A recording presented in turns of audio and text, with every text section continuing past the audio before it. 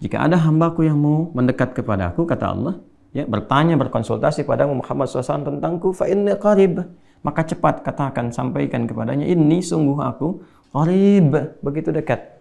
Jadi kalau di psikologi ini sangat luar biasa. Ya, kalau Anda bertanya begini, Ustaz Adi jadi datang nggak, gitu kan?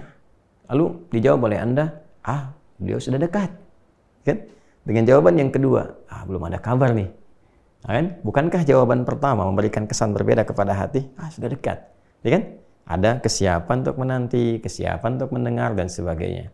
Perhatikan, ketika Anda bertanya, ya Rasulullah, saya ingin mendekat kepada Allah. Bagaimana saya bisa berkomunikasi? Bagaimana saya bisa mendekat? Fa inni qarib, katakan Muhammad SAW, Allah sangat dekat. Begitu sudah merasakan kita jawaban itu dan merasakan di jiwa kita kesiapan untuk mendekat kepada Allah, apa yang langsung Allah jawab kepada kita? Sebelum minta, lihat ini. Ujibu da'watad da'i idza da'an. Ini poinnya. Ya, biasanya motif orang mendekat kepada Allah kan dua. Kan? Kalau bukan meminta, dia bertobat kan? Coba, kalau nggak percaya, ya kan? Umumnya kan dua itu kan? Coba kalau mendekati Allah. Saya kan kalau lagi susah gitu kan? Lagi ada masalah, baru tahajud, ya kan? Baru baca Quran, baru mengadu, ya kan? Ya. Atau kalau orang-orang soleh nggak harus tunggu masalah, ya, dalam setiap sholatnya berdoa. Dia mau belajar berdoa, mau bekerja berdoa. Orang soleh menautkan dirinya kepada rahmat Allah Subhanahu wa Ta'ala. Sama. Yang kedua, ada orang mau tobat, dia mendekat kepada Allah kan? Mulai ke masjid kan? Awalnya mulai malu-malu ngambil saf belakang, dempet-dempetin tembok, mendekati tiang, kemudian mulai maju merapat ke pojok bagian depan, lama-lama merasa tenang, nyaman, ya kan? Ya kan? Jadi kalau bukan dia memohon untuk karunia berupa rahmat, atau dia memohon untuk karunia berupa taubat, ya kan? Maka sebelum meminta keduanya, Allah sudah jawab, ujibu da'watad da'i idza da'an. Ini poinnya.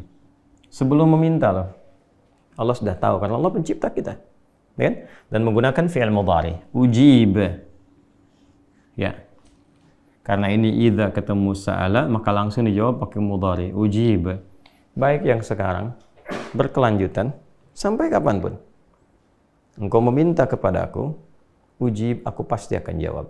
Jadi fikih doa itu begini, fikih doa itu, doa, kapanpun dimohonkan, itu sesungguhnya, formulasi awal itu pasti dijawab. Dijawab. Gitu. Dan dijawabnya sesuai kebutuhan, bukan keinginan. Ingat ya, karena Allah hanya mengabulkan apa yang Anda butuhkan, bukan apa yang Anda inginkan. Catat tuh ya, Anda boleh jadikan status, boleh. Allah hanya mengabulkan apa yang Anda butuhkan, bukan apa yang Anda inginkan. Jadi, ketika apa yang Anda minta akan bermaslahat, sesuai kebutuhan, ada maslahatnya, dan sifatnya adalah, sifat maslahatnya, ini yang dahsyat pemberian dari Allah itu. Dunia akhirat. Dunia akhirat. Jadi kalau yang Anda minta itu sesuai maslahat dunia dan akhirat Anda, Allah berikan. Ya, kalau belum sanggup Anda terima itu saat ini karena belum siap, nanti ditangguhkan. Sama dengan pertanyaan begini. Ya, mohon maaf sekali. Anak Anda usia 5 tahun, dia minta diberikan motor dan Anda sanggup punya hartanya, Allah titipkan pada Anda, diberikan nggak? Tidak. Tunggu dia sampai usia yang cukup dan dibenarkan secara undang-undang bisa mengendarai motor. Anda baru berikan.